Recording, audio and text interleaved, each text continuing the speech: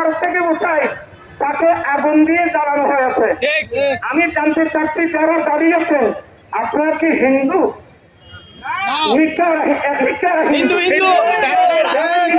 হিন্দু মুসলমান লাশ পুরাতে পারে না। যারা পুড়িয়েছেন এরা সবাই কাফের হয়ে গেছে। আমি সেদিন বলছিলাম, এই কথা বলে আমার বক্তব্য শেষ। সেটা হলো, বদরের যুদ্ধে 70 জন কাফের মরল, 70 জন কাফের বন্দী হয়েছিল। 70 জন কাফের মধ্যে 1 নম্বর ছিল আবু জেহেল। আবু জেহেল, উতবা, সাইবা, ওয়ালিদ বিন মুগীরা, এত বড় দুশমন, আল্লাহ 70 নবীর 70 আর থাকতে পারে না। কিন্তু যুদ্ধের শেষে আমার রাসূল নির্দেশ দিয়েছেন, তোমরা এদের লাশগুলোকে বদরের এক পার্শ্বে, সেখানে ডাস্টবিনের মধ্যে একটা জায়গা শরীরে বদর, ওখানে কষ্ট করে এই লাশগুলো চাপিয়ে দেওয়া হোক।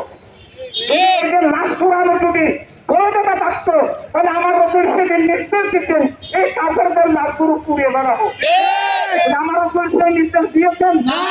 আমরা সেই নবীর উত্তরসূরি, আমরা সেই নবীর অনুসারী। ইসলাম ধর্মের মধ্যে লাশ পুরানো কোনো সুযোগ নাই। সেই হিন্দু হোক, সেই বৌদ্ধ হোক, খ্রিস্টান হোক, কাফের হোক, লাশ পুরানো সুযোগ ইসলাম কখনো দেয় নাই। আমি সরকারের কাছে অনুরোধ জানাচ্ছি, যারা কাজ করেছেন এদেরকে অনতিবিলম্বে গ্রেফতার করা হোক এবং শাস্তির কাজ করানো হোক।